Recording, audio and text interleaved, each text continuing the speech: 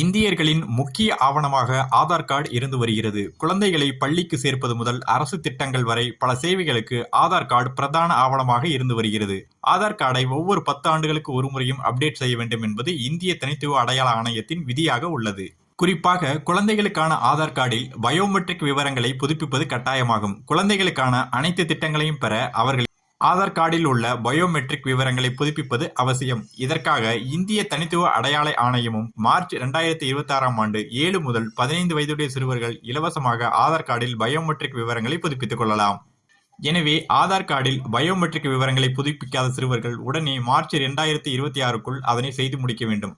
குழந்தைகளின் ஆதார் பால் ஆதார் என அழைக்கப்படுகிறது. இந்த பால் ஆதார் கார்டில் 5 வயதுக்குட்பட்ட ஒரு குழந்தை புகைப்படம், பெயர், பிறந்த தேதி, பாலினம், முகவரி போன்றவை இடம்பெற்றிருக்கும். 5 வயதுக்கு பிறகு குழந்தைகளின் ஆதார் கார்டில் பயோமெட்ரிக் விவரங்கள் இடம்பெறும். விதிமுறைகளின்படி குழந்தைகளுக்கு 2 முறை பயோமெட்ரிக் அப்டேட் செய்ய வேண்டும். முதலில் 5 முதல் 7 வயதுக்குள் செய்ய வேண்டும். அடுத்து இரண்டாவது அப்டேட் 15 முதல் 17 வயதுக்குள் செய்யப்பட வேண்டும். இந்த 2 அப்டேட்டுகளையும் 2026 மார்ச் மாதம் வரை இலவசமாக செய்து முடிக்கலாம். இந்த இலவச காலம் முடிந்த பிறகு ஒவ்வொரு பயோமெட்ரிக் அப்டேட்டிற்கு ரூபாய் 125 கட்டணம் வசூலிக்கப்படும். உங்கள் வீட்டிற்கு அருகில் உள்ள ஆதார் சேவை மையங்கள் அல்லது தபால் நிலையங்களில் உங்கள் குழந்தைகளுக்கான ஆதாரில் உள்ள பயோமெட்ரிக் விவரங்களை புதுப்பித்துக் கொள்ளலாம்.